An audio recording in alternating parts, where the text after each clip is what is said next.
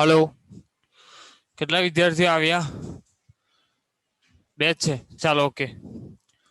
અસલામુ અલૈકુમ વરહમતુલ્લાહિ વબરકાતુ. 11મા ધોરણના વિદ્યાર્થી મિત્રો, આપણે લાસ્ટ ટાઈમ ગુરુત્વાકર્ષણની વાત કરેલી. થોડો ઇતિહાસ જોઈ લો. ગુરુત્વાકર્ષણને સમજતા પહેલા ગ્રહોની ગતિ અંગેનો ખ્યાલ કયા કયા વૈજ્ઞાનિકોએ કઈ રીતે આપેલો એનો થોડી ચર્ચા કરેલી. એમાં નિકોલસ કોપરનિકસ છે, ટાઇકો બ્રાહે છે, ન્યૂટન છે, ગેલિલિયો છે. એમણે પોતાના વિચારો રજૂ કરેલા, પોતાના સંશોધનો રજૂ કરેલા. છેલ્લે કેપ્લર નામના વૈજ્ઞાનિકે પોતાના ટાઇકો બ્રાહેના જે અવલોકનો હતા એ અવલોકનો પરથી અનુમાન લગાવીને 3 નિયમો આપેલા, જે કેપ્લરના પહેલા, બીજા અને ત્રીજા નિયમ તરીકે ઓળખાય. મહત્વના નિયમો હતા. એમાં પહેલો નિયમ તમારો કક્ષાનો નિયમ, કે લંબવૃત્તીય કક્ષામાં ગ્રહો ગતિ કરે.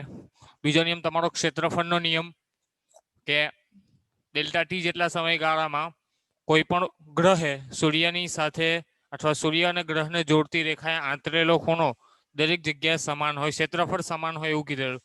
અને ત્રીજો આવર્તકાળનો નિયમ, કે જે લંબવૃત્ત હોય એ લંબવૃત્તની અર્ધ દીર્ઘ અક્ષ હોય, એ અર્ધ દીર્ઘ અક્ષનો ઘન એ આવર્તકાળના વર્ગના સમપ્રમાણમાં, અથવા કોઈ પણ ગ્રહનો આવર્તકાળનો વર્ગ એ અર્ધ દીર્ઘ અક્ષના ઘનના સમપ્રમાણમાં હોય એવું આપણે અચળાંક ક્યુ અચળાંક મેળવેલો. કેપ્લરના નિયમો છે જે તમારા સિલેબસમાં નથી પણ સમજૂતીના લાયક હતા એટલે સમજાવી દીધા. આ કેપ્લરના જે અવલોકનો છે, જે તારણો છે, એનો અભ્યાસ ઊંડાણપૂર્વક ન્યૂટને કર્યો. અને એના અભ્યાસ પરથી જ્યારે ઈસવીસન 1665 ની અંદર વાત કરીએ, ઈસવીસન 1665 ની અંદર જ્યારે સફરજનના વૃક્ષની નીચે ન્યૂટન બેઠેલા હતા અને સફરજન નીચે પડ્યું, ત્યારે એમને પ્રેરણા મળી કે કંઈક બળ એવું છે જે પૃથ્વી પોતાની તરફ આકર્ષે છે દરેક પદાર્થને. પછી એમણે વિચાર્યું કે આટલો મોટો ચંદ્ર જે પૃથ્વીથી ઘણો દૂર રહેલો છે એ કેમ નીચે નથી પડતો.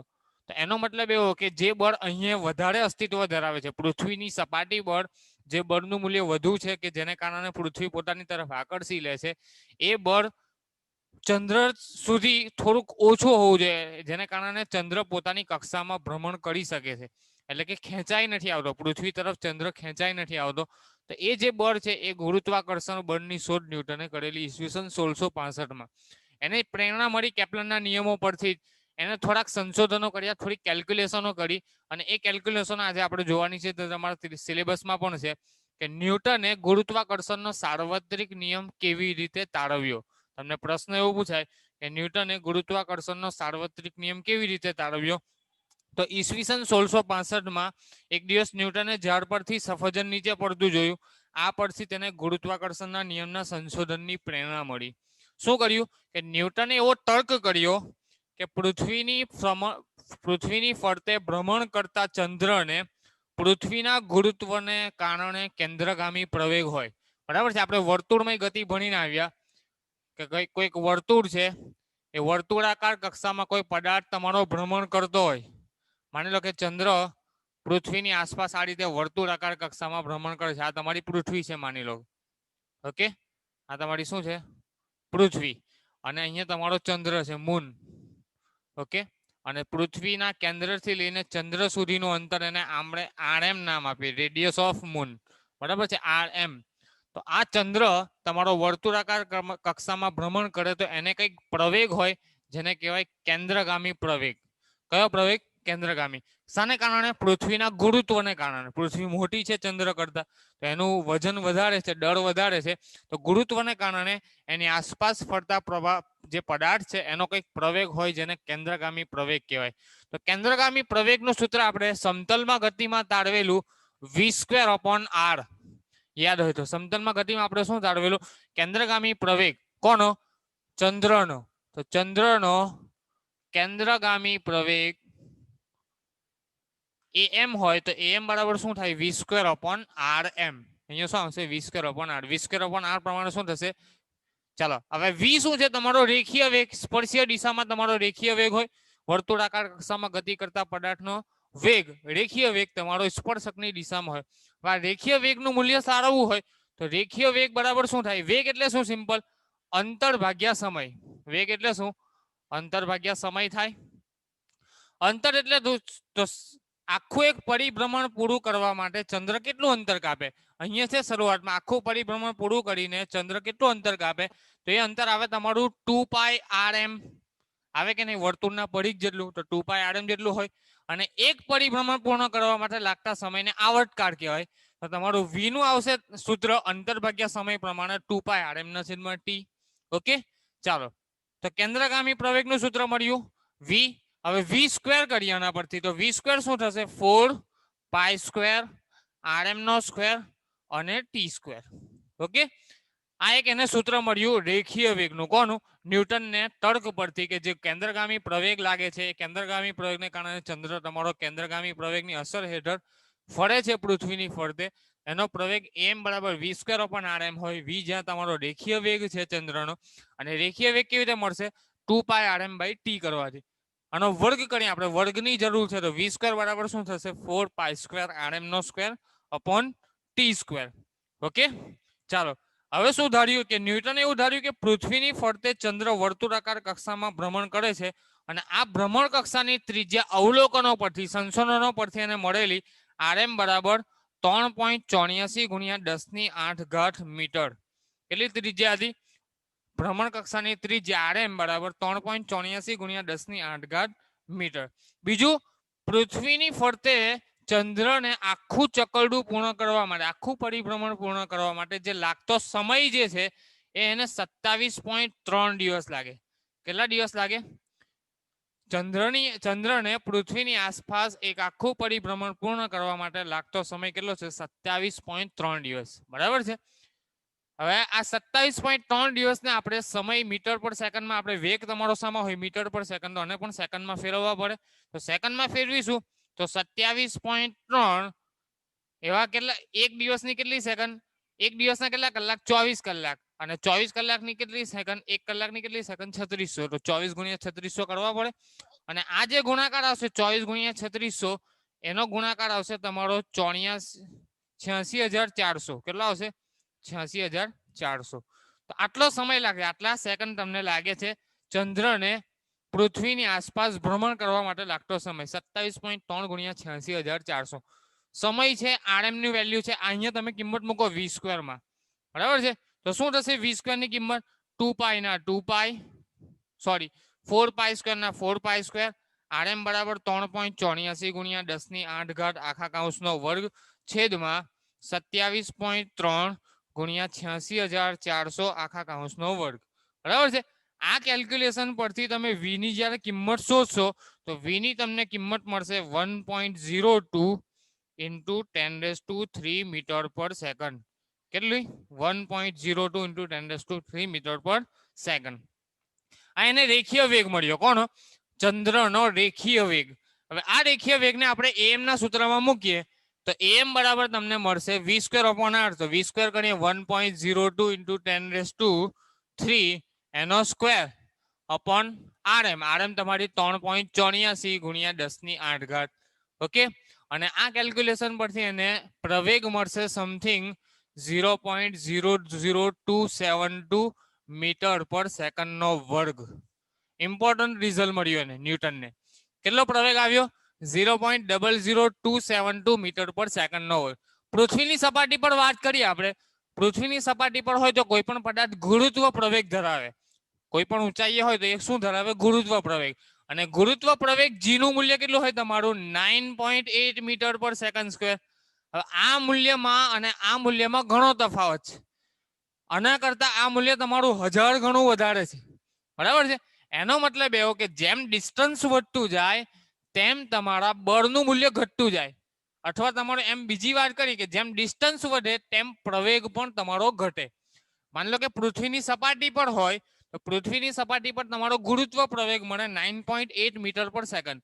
અને જેમ પૃથ્વીની સપાટીથી તમે દૂર જતા જાઓ, ડિસ્ટન્સ વધતું જાય, આરએમ વધતું જાય, તેમ તેમ તમારા પ્રવેગના મૂલ્યમાં ઘટાડો થાય છે. જો એમ નું મૂલ્ય તમારું 0.00272 મળ્યું. એના પરથી ન્યૂટન એવું તર્ક કર્યો કે એમ જે છે એ ડિસ્ટન્સના વર્ગના વ્યસ્ત પ્રમાણમાં છે.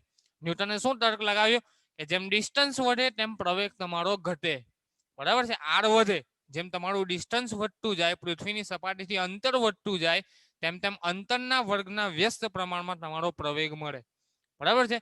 એટલે કે પૃથ્વીની સપાટી પર 9.8 હોય, જેમ જેમ ત્રિજ્યા વધતી જાય, ચંદ્રની ત્રિજ્યા તમારી આરએમ જેટલી છે તો આરએમ સ્ક્વેરના વ્યસ્ત પ્રમાણમાં તમારો પ્રવેગ હોય, બરાબર છે. તો આ એક તમને આવું અવલોકન મળ્યું. એ જ રીતે પૃથ્વીની સપાટી પર વાત કરીએ આપણે. પૃથ્વીની સપાટી પર, તો પૃથ્વીની સપાટી પર પણ અંતરના વ્યસ્ત પ્રમાણમાં, ત્યારે તમારું ગુરુત્વ પ્રવેગ, તો ગુરુત્વ પ્રવેગ 1/r² ના સમપ્રમાણમાં હોય. જો આરએમ શું છે તમારી પૃથ્વીથી લઈને ચંદ્ર સુધીનું અંતર, અને આર ઈ શું છે તમારી પૃથ્વીની ત્રિજ્યા. આર ઈ એટલે તમારી શું છે પૃથ્વીની ત્રિજ્યા. તો પૃથ્વી પર પણ ગુરુત્વ પ્રવેગ જે છે જી, આ સંશોધનો તો થઈ ગયેલા. પૃથ્વી પર ગુરુત્વ પ્રવેગની જે વાત છે એની તો આપણે આગળ ચર્ચા મિકેનિક્સમાં થઈ ગયેલી છે. તો જી જે છે એ પૃથ્વી પર જેમ જેમ ડિસ્ટન્સ વધે તેમ તેમ આડી સ્ક્વેરના વ્યસ્ત પ્રમાણમાં, એટલે કે આડી સ્ક્વેર જેમ જેમ આડી વધે, આ તમારી પૃથ્વી છે અને આ પૃથ્વીની સપાટી છે, બરાબર છે. તો અહીંયા તમારું જી નું મૂલ્ય મેક્સિમમ હોય 9.8. જેમ જેમ ડિસ્ટન્સ તમારું વધતું જાય તેમ તેમ 9.8 ના મૂલ્યમાં ઘટાડો થતો જાય. એનું સૂત્ર આપણે તારવીશું કે ગુરુત્વ પ્રવેગમાં પૃથ્વીની સપાટીથી h ઊંચાઈએ ગુરુત્વ પ્રવેગમાં કેવી રીતે ફેરફાર થાય. આગળ આપણી નેક્સ્ટ થિયરી આવશે, બરાબર. એની વાત કરીશું, પણ સિમ્પલ એવું યાદ રાખવાનું કે જી પ્રોપોર્શનલ ટુ 1/r². પૃથ્વી પર પણ શું થાય, ગુરુત્વ પ્રવેગના મૂલ્યમાં ડિફરન્સ જોવા મળે, અને એ કોના વ્યસ્ત પ્રમાણમાં, ત્રિજ્યાના વર્ગના વ્યસ્ત પ્રમાણ. કોની? પૃથ્વીની ત્રિજ્યા. તો આ બે સમીકરણ મળ્યા, સમીકરણ 1 અને સમીકરણ 2. આ બંને નોન વસ્તુ છે. આરઈ પણ ખબર છે, આરએમ પણ ખબર છે. બંનેનો ગુણોત્તર લે, am/g ઇઝ ઇક્વલ ટુ શું થશે 1/rm² ના છેદમાં 1/re². છેદનો છેદ અંશમાં જાય તો re ના છેદમાં rm આખા કૌંસનો square is equal to am ના છેદમાં g મળે. ચાલો am ના am, g ની કિંમત તમારી 9.8, એને આ બાજુ લઈ લીધા. re 6400 ગુણ્યા 10⁻³ અને rm તમારું 3.84 ગુણ્યા 10⁸ બંનેનો વર્ગ. અહીં કેલ્ક્યુલેશન કરશો, આ સમીકરણ પરથી કેલ્ક્યુલેશન કરશો ત્યારે પણ તમને am નું મૂલ્ય 0.00272 જ મળશે. કેટલું મળશે? તો આ એક બીજું અવલોકન મળ્યું. અહીંયા પણ તમને પ્રવેગ મળેલો am બરાબર 0.00272, અને આ કેલ્ક્યુલેશન પરથી પણ એને પ્રવેગ મળ્યો 0.00272. એટલે એને એવો એક અનુમાન લગાવ્યું, અને એ સાચું અનુમાન હતું કે જેમ જેમ પૃથ્વીની સપાટીથી દૂર જાય તેમ તેમ જે બળનું મૂલ્ય છે એ તમારા અંતરના વર્ગના વ્યસ્ત પ્રમાણમાં હોય. એટલે એક અગત્યનું પરિણામ એને તારવ્યું કે ગુરુત્વાકર્ષી બળ is proportional to 1/r². Okay, પૃથ્વી પર હોવ કે પૃથ્વીની સપાટીથી દૂર હોવ, જેમ જેમ અંતર વધે તેમ ગુરુત્વાકર્ષણના બળના મૂલ્યમાં ઘટાડો જોવા મળે અંતરના વર્ગના વ્યસ્ત પ્રમાણમાં. હવે જો આપણે અચળ રાખીએ, ત્રિજ્યા અચળ રાખીએ, શું અચળ રાખીએ? ત્રિજ્યાને આપણે અચળ રાખીએ તો f is proportional two m1 into m2. જે બે પદાર્થો વચ્ચે તમારું બળ લાગતું હોય એ બે પદાર્થોના દળના ગુણાકારના સમપ્રમાણમાં જોવા મળે. આ બીજું અવલોકન. ન્યૂટને પહેલું અવલોકન જે તારવ્યું f is proportional two 1/r², એ આટલી બધી ચર્ચા પછી એને તારવ્યું કે અહીંયાથી જે પ્રવેગ મળતો હતો એ જ પ્રવેગ અહીંયા પણ મળે છે. બંને પ્રવેગના મૂલ્ય એવું સૂચવે છે કે જેમ ડિસ્ટન્સ વધે પૃથ્વીની સપાટી પર પણ અને પૃથ્વીની સપાટીથી દૂર પણ, જેમ ડિસ્ટન્સ વધે તેમ તમારા પ્રવેગમાં ઘટાડો જોવા મળે. પ્રવેગમાં ઘટાડો જોવા મળે એનો મતલબ એવો થયો કે તમારું લાગતું બળ એ અંતરના વર્ગના વ્યસ્ત પ્રમાણમાં છે. આ એક પહેલું પરિણામ. બીજું પરિણામ એને શું મળ્યું કે જો ત્રિજ્યાને આપણે અચળ રાખીએ, ડિસ્ટન્સ આપણે બદલતા નથી, ડિસ્ટન્સ કોન્સ્ટન્ટ રાખીએ, તો એને બીજું પરિણામ એવું મળ્યું કે F is proportional two m1 into m2, પદાર્થના દળોના ગુણાકારના સમપ્રમાણમાં. આ બંનેને કમ્બાઈન કરીને એને એક સૂત્ર તારવ્યું, F is equal two g m1 m2 upon r square, જેને ગુરુત્વાકર્ષણનો સાર્વત્રિક નિયમ કહેવાય. શું કહેવાય? તો ન્યૂટને આટલી ચર્ચા પછી આ સૂત્ર તારવ્યું, F is equal two g m1 m2 upon r square. Okay, ખ્યાલ આવ્યો દરેક જણને? ચાલો આગળ ચાલીએ. હવે આ સાર્વત્રિક નિયમ શું છે? ગુરુત્વાકર્ષણનો સાર્વત્રિક નિયમ શું છે? એને વ્યાખ્યાયિત કેવી રીતે કરાય, એનું સદિશ સ્વરૂપ કેવી રીતે મેળવી શકાય, એની ચર્ચા કરીએ. તો ન્યૂટને એવું કીધું કે વિશ્વનો દરેક પદાર્થ બીજા પદાર્થને આકર્ષે. ગુરુત્વાકર્ષી બળ કેવું છે? આકર્ષણ બળ છે. કેવું છે? આકર્ષણ. અપાકર્ષણ નહીં આવે, બરાબર છે? પહેલા જ ચેપ્ટરમાં આપણે વાત કરેલી જુદા જુદા બળો, એમાં વિદ્યુત ચુંબકીય બળ, વીક ન્યુક્લિયર બળ, પછી સ્ટ્રોંગ ન્યુક્લિયર બળ, એવા બધા ગુરુત્વાકર્ષણ બળ, જુદા જુદા બળોની ચર્ચા કરેલી. ત્યારે આપણે કીધેલું કે ગુરુત્વાકર્ષણ બળ હંમેશા કેવું બળ છે? આકર્ષી પ્રકારનું બળ છે. તો પહેલો નિયમ ગુરુત્વાકર્ષણનો સાર્વત્રિક નિયમ, ન્યૂટનનો ગુરુત્વાકર્ષણનો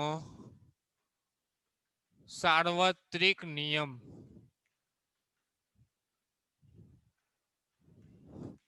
તો ન્યૂટને શું કીધું? વિશ્વનો દરેક પદાર્થ, આ વિધાન યાદ રાખવાનું, વિશ્વનો દરેક પદાર્થ બીજા પદાર્થને આકર્ષે છે. ઓકે, અને આ બંને પદાર્થો વચ્ચે લાગતું ગુરુત્વાકર્ષી બળ એ તે બે પદાર્થોના દળના ગુણાકારના સમપ્રમાણમાં. જો નવમામાં ભણીને જ આવેલા છે, તે બે પદાર્થોના દળના ગુણાકારના સમપ્રમાણમાં અને તેમની વચ્ચેના અંતરના વર્ગના વ્યસ્ત પ્રમાણમાં હોય છે. આખો નિયમ છે, બરાબર છે? ન્યૂટનનો ગુરુત્વાકર્ષણનો સાર્વત્રિક નિયમ. વિશ્વનો દરેક પદાર્થ બીજા પદાર્થને આકર્ષે, અને આ બંને પદાર્થો વચ્ચે લાગતું ગુરુત્વાકર્ષી બળ તે બે પદાર્થોના દળના ગુણાકારના સમપ્રમાણમાં અને તેમની વચ્ચેના અંતરના વર્ગના વ્યસ્ત પ્રમાણમાં હોય છે. તમને પૂછાય થિયરીમાં કે ન્યૂટનનો ગુરુત્વાકર્ષણનો સાર્વત્રિક નિયમ લખીને સમજાવો, તો તમારે પહેલા નિયમ લખવાનો, પછી બે આકૃતિ દોરી દેવાની. ધારો કે m1 દળનો પદાર્થ છે, બીજો તમારો m2 દળનો પદાર્થ છે. બંનેની કેન્દ્રમાંથી નીકળતી રેખા અને તેમની વચ્ચેનું ડિસ્ટન્સ r છે. તો તેમની વચ્ચે લાગતું બળ, આ પદાર્થ દ્વારા આ પદાર્થ પર બળ લાગે, આ પદાર્થ દ્વારા આ પદાર્થ પર બળ લાગે. સદિશ સ્વરૂપે રજૂઆત કરશું તો આને કહેવાય F12 અને આને કહેવાશે F21. કમ્બાઈન સ્વરૂપે લખીએ તો F, બરાબર છે? F is proportional two m1 into m2, અને બીજું F is proportional two 1 upon r square. સમીકરણ 1 અને 2 પરથી F proportional two m1 into m2 upon r square. કોઈ કોન્સ્ટન્ટ મૂકીએ, તો F બરાબર capital G m1 m2 upon r square. સમીકરણ નંબર 3. સમીકરણ 3 ને ગુરુત્વાકર્ષણના સાર્વત્રિક નિયમનું સૂત્ર કહેવામાં આવે, જ્યાં G શું છે? તમારો ગુરુત્વાકર્ષણનો સાર્વત્રિક અચળાંક. કયો અચળાંક? સાર્વત્રિક શબ્દ ક્યારે વપરાય? વિશ્વની દરેક જગ્યાએ જેનું મૂલ્ય બદલાતું ના હોય તેને શું કહેવાય? સાર્વત્રિક, યુનિવર્સલ. બરાબર છે? આપણે ઘણા બધા પાના પેચિયા વાપરતા, એમાં યુનિવર્સલ પાનું પણ આવે કે જેના વડે દરેક સ્ક્રૂ જેક ને દરેક વસ્તુ ખુલી શકે. તો એ યુનિવર્સલ શબ્દ છે. વિશ્વમાં દરેક જગ્યાએ આ નિયમ, આ અચાનકનું મૂલ્ય બદલાતું ના હોય. જેનું મૂલ્ય છે તમારું 6.67 ઇન્ટુ 10⁻⁻11 ન્યૂટન મીટર સ્ક્વેર પર કેજી સ્ક્વેર નિયમ એનો એકમ આ છે બરાબર છે. કેવી રીતે સૂત્ર તાળવ્યું તો જીનો એકમ કેવી રીતે તાળવ્યું તો આના પરથી જીને કરતા બનાવો તો શું થશે FR² ના છેદમાં M1 ઇન્ટુ M2 આવું થાય. ચાલો F નો એકમ ન્યૂટન, R² નો એકમ મીટર સ્ક્વેર અને M1 M2 નો એકમ કિલોગ્રામ નો સ્ક્વેર તો ન્યૂટન મીટર સ્ક્વેર પર કેજી સ્ક્વેર.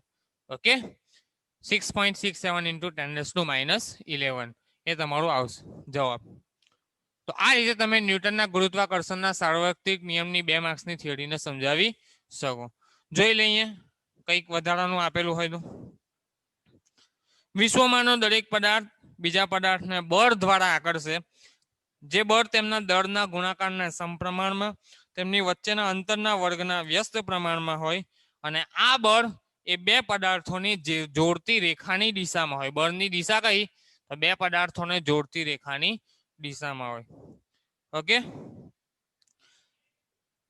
આ અવતરણ ન્યૂટનના પ્રખ્યાત ગ્રંથ mathematical principal of natural philosophy જેને ટૂંકમાં પ્રિન્સિપિયામાંથી લેવામાં આવેલું છે. આ જે નિયમ છે એ શામાંથી લેવામાં આવેલો ન્યૂટનના પ્રખ્યાત ગ્રંથમાંથી. ગાણિતિક સ્વરૂપે ન્યૂટનના નિયમને F=G(m1m2/r² વડે દર્શાવવામાં આવે. જીને ગુરુત્વાકર્ષણનો સાર્વત્રિક અચળાંક કહેવાય. વિશ્વમાં કોઈ પણ સ્થાને અને કોઈ પણ સમયે તેનું મૂલ્ય સમાન છે એટલા માટે એને કયો અચળાંક કહેવાય સાર્વત્રિક અચળાંક જેનું મૂલ્ય 6.67 ઇન્ટુ 10⁻11 ન્યૂટન મીટર સ્ક્વેર પર કેજી સ્ક્વેર. હવે તમને એવું પૂછાય કે ન્યૂટનના ગુરુત્વાકર્ષણના નિયમને સદિશ સ્વરૂપે દર્શાવો.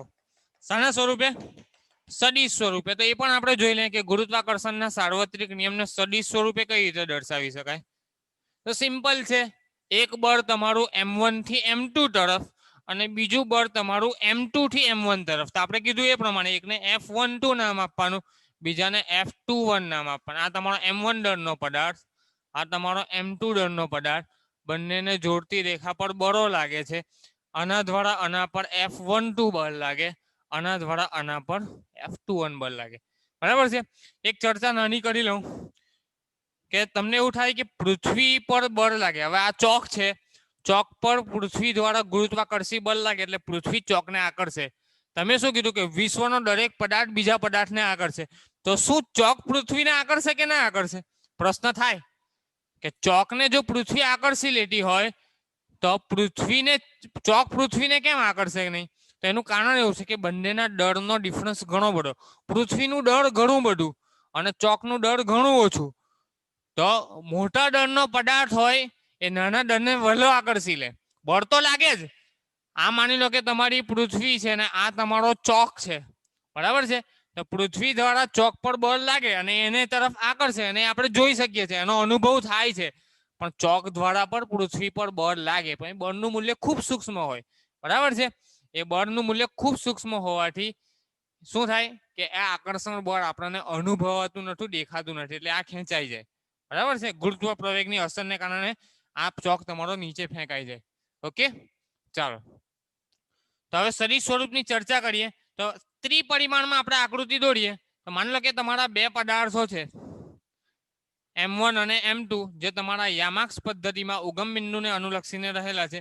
જેમાં એક પદાર્થનું સ્થાન સદિશ R1 અને બીજા પદાર્થનો સ્થાન સદિશ તમારો R2 છે. બરાબર છે. અહીંયા આપણે R2 લઈ લઈએ બુક પ્રમાણે. આ તમારો R1 આ તમારો M1 દળ ધરાવતો પદાર્થ અને આ તમારો M2 દળ ધરાવતો પદાર્થ છે. ઓકે 2 પદાર્થો છે અને આ બંને પદાર્થોને જોડતી રેખા પર તમારું ગુરુત્વાકર્ષણ બળ રહેલું છે. ઓકે માની લો કે બળ તમારું શરૂઆતમાં આ દિશામાં છે. ઓકે આ દિશામાં ધારો કે બળ લાગે છે. તો એનું પરિણામી બળની વાત કરીએ તો પરિણામી બળ શું થશે? તો સદિશ માટે ત્રિકોણનો નિયમ. પ્રથમ સદિશ બીજો સદિશ અને આ તમારો પરિણામી સદિશ. તો પ્રથમ સદિશ તમારો R1 આ સદિશને આપણે R12 નામ આપીએ. આ સદિશને કયું નામ આપીએ? R12. તો R1 plus R12 is equal two R2 થાય ત્રિકોણના નિયમ પરથી. આના પરથી R12 ને કરતા બનાવો તો શું થશે? R2 minus R1. ઓકે તો R12 નું સૂત્ર મળ્યું તમને R2 માઇનસ R1. તમારા યામાક્સ પદ્ધતિમાં XYZ સમતલ તમે દર્શાવી શકો. ઓકે ચાલો સદિશ સ્વરૂપની વાત કરીએ. એકમ સદિશ દિશા શોધવી. દિશા શાના સંદર્ભમાં વાપરવામાં આવે? એકમ સદિશની દિશા કે આ જે બળ લાગે છે એ કોની દિશામાં હોય તો R12 સદિશની દિશામાંના એકમ સદિશની દિશામાં આ દિશામાં તમારું બળ લાગે છે તો R12 જે સદિશ છે એની દિશામાંનો એકમ સદિશ હવે એકમ સદિશ કેવી રીતે વ્યાખ્યાયિત થાય આગળ જોઈ લો આપણે સમતલમાં ગતિમાં એકમ સદિશ એટલે કે સદિશ ના છેદમાં સદિશનું મૂલ્ય બરાબર છે સદિશ લેવાનો અને એના છેદમાં સદિશનું મૂલ્ય લેવાનું તો તમને એકમ સદિશ મળે તો મારે R12 જે સદિશ છે એનો એકમ સદિશ અને R12 કેરેટ અથવા R12 કેપ કહેવાય તો R12 કેપ શોધવા હોય તો R12 સદિશ લેવાનો ના છેદમાં R12 નું મૂલ્ય લેવાનું બરાબર છે R12 સદિશ શું છે R2 માઇનસ R1 ના છેદમાં R12 નું મૂલ્ય ઓકે હવે આપણે ધારી લઈએ R12 નું મૂલ્ય માની લો કે R જેટલું છે ઓકે બંને વચ્ચેનું ડિસ્ટન્સ R જેટલું છે એવું માની લે ઓકે બે પદાર્થો વચ્ચેનું તો મૂલ્ય તમારું R જેટલું છે તો તમારું શું થશે R12 caret is equal two શું થશે R2 માઇનસ R1 ના છેદમાં R ઓકે ચાલો ગુરુત્વાકર્ષણના નિયમ પ્રમાણે બળ F12 બરાબર શું થશે G_m1 m2 ના છેદમાં R² આ તો ડિસ્ટન્સ બદલાવાનું નથી મૂલ્ય છે અને ઇન્ટુ આવશે તમારા R12 કેરેટ શું આવશે R12 કેરેટ તો આ સદિશ સ્વરૂપે રજૂઆત થઈ ગઈ જો R12 કેરેટ ના લખવા હોય સદિશ R લખવો હોય R12 કેરેટ ની આ કિંમત મૂકી હોય તો શું થશે G_m1 m2 છેદમાં R² into R2 minus R1 ના છેદમાં R આ તમારો R નો ઘન થઈ જશે શું થઈ જશે F12 is equal two G_m1 m2 ના છેદમાં R નો ઘન ઇન્ટુ R12 સદિશ R2 માઇનસ R1 ને R12 સદિશ પણ કહેવાય ઓકે આ રીતે પણ તમે દર્શાવી શકો તો આ કોના દ્વારા M1 દ્વારા M2 પર લાગતું બળ F12 એક દ્વારા બીજા પર બરાબર છે M1 દ્વારા M2 પર લાગતું બળ જો M2 દ્વારા M1 પર લાગતું બળ તો આ રીતે આવશે તો આના કરતા વિરુદ્ધ આવશે તો F21 લખવા હોય તો શું આવશે માઇનસ G_m1 m2 ના છેદમાં R³ ઇન્ટુ R12 સદિશ ખાલી સિમ્પલ શું હશે મૂલ્ય આટલું જ નિશાની તમારી ઋણ આવશે એટલે સિમ્પલ એવું કહી શકાય F12 બરાબર માઇનસ F21 ઓકે મૂલ્યની દ્રષ્ટિએ તમારા બંને બળો કેવા હોય સમાન હોય F21 અને F12 મૂલ્યની દ્રષ્ટિએ તમારા કેવા હશે સમાન હશે તો આ તમારું સદિશ સ્વરૂપે રજૂઆત છે ન્યૂટનના ગતિના નિયમની સાર્વત્રિક રીતે સદિશ સ્વરૂપે રજૂઆત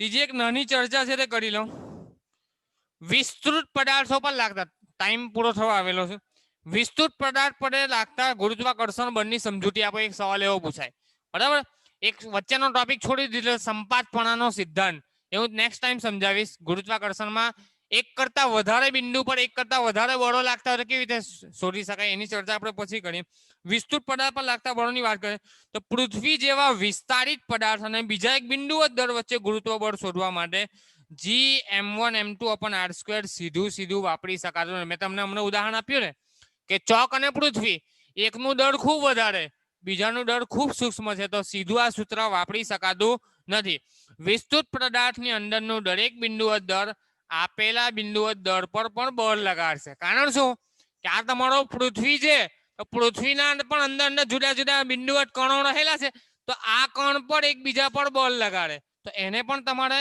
કન્સિડર કરવું પડે એટલે સીધું તમે આ સૂત્ર લગાવી શકતા નથી અને આવા બધા જ બળો એક જ દિશામાં નહીં હોય એ પણ જરૂરી નથી કુલ બળ મેળવવા માટે વિસ્તૃત પદાર્થમાંના દરેક બિંદુ દળ વડે લાગતા બળ મેળવીને એ બધા જ બળોનો તમારે સદિશ સરવાળો કરવો પડે જેને સંપાતપણાનો સિદ્ધાંત કહેવાય શેનો સંપાત અથવા બીજી રીતે આપણે કલન શાસ્ત્રની મદદથી સિગ્મા લો અથવા સંકલન લો નાના દળ ખંડો વિચારો પૃથ્વીના નાના dm જેટલા દળ ખંડો વિચારો અને એના દ્વારા ચોક પર લાગતું બળ આ તમારો માની લો કે ચોક છે ચોક પર લાગતું બળ નાના સૂક્ષ્મ ખંડો વડે લાગતું વિચારવાનું અને એનું તમે સંકલન કરો તો તમને કુલ બળ મળે બરાબર સીધું તમે આ સદિશ સૂત્ર વાપરી શકતા નથી તો વિસ્તૃત પદાર્થો માટે શું કરવાનું કલન શાસ્ત્રનો ઉપયોગ કરવાનો અથવા સંપાતપણાના સિદ્ધાંતનો ઉપયોગ કરીને તમે ગુરુત્વાકર્ષી બળનું મૂલ્ય કાઢી શકો નેક્સ્ટ ટાઈમ આપણે સંપાતપણાનો સિદ્ધાંત જોઈશું થેન્ક યુ